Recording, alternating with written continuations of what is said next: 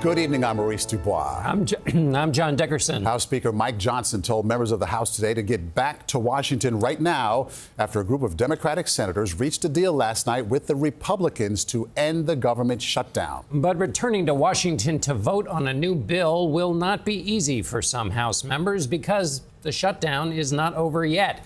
This is day 41, and the airlines are still canceling flights. That is because of the shortage of air traffic controllers who've not been paid in weeks. The president threatened today to dock controllers who've been calling out sick.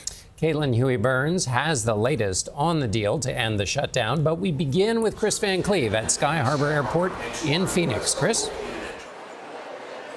Here in Phoenix today, about 40% of flights are leaving late, in part because of staffing issues, something that continues to play out at airports across the country as the airlines are poised to cancel more flights again tomorrow. Flyers caught in a shutdown travel nightmare found little relief Monday. It's been an ordeal. Our flights yesterday were canceled. We were able to rebook a connecting flight, not a direct flight, to Chicago. But now we're here in D.C. trying to connect, and we're delayed about 2 hours. It was just mass chaos, sitting in chairs for like 13 hours. Oh, my God, bro. Sunday was the worst travel day since the shutdown began. More than 11,000 delays, nearly 3,000 cancellations as air traffic control sick calls surged. I don't really care what your political persuasion is, but you should really call your senator. The airlines say the shutdown has disrupted 5.2 million people's trips. Since Friday, that translates to more than 30,000 delays and 7,000 cancellations. On Saturday alone, 81 air traffic control facilities were understaffed. The FAA ordered airlines to slash 10% of flights to 40 high-volume airports by Friday, but Transportation Secretary Sean Duffy is warning more cuts may be necessary.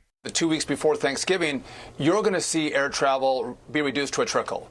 President Trump, posting on Truth Social, threatened to dock the pay of any air traffic controller who missed work, telling them to report to work immediately. No American should ever be forced to work without a paycheck. Nick Daniels is the president of the Air Traffic Controllers Union. The government shutdown is not sustainable, and in no way should air traffic controllers ever be used as a political pawn in the process. So, Kris, people are wondering, what do you do if you have a ticket to fly in the next day or so? Okay, so the airlines are required now to cancel 6% of flights to those 40 airports starting tomorrow. That will kick up to 8% on Thursday, 10% Friday. We know the airlines have largely made those cancellations through Wednesday, so if your flight is scheduled to operate as of now, the airline intends to do that.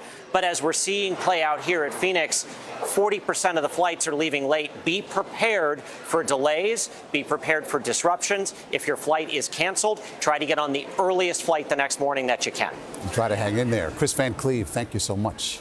So it will be some time before air travel gets back to normal. First, a Senate vote tonight on the deal to end the shutdown. Then the House votes, and the bill goes on to the president, who calls it a very good deal. Cailtin Huey-Burns tells us all of this will take days. The American people have suffered for long enough.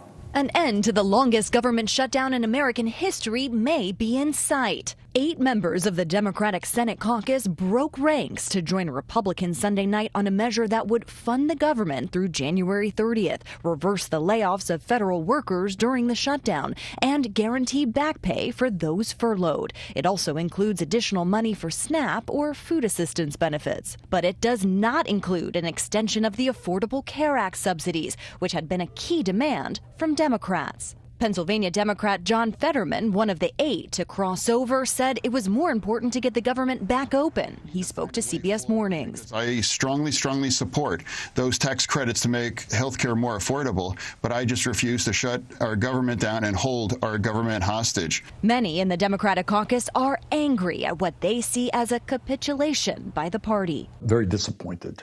I am disappointed that 8 people made a very profound decision for the entire caucus. Vermont's Bernie Sanders said the Republican offer to hold a vote on those health care tax credits next month was not a good enough reason to cave. You are going to get a vote on extending the ACA subsidies. Does that mean anything to you? No, that vote is,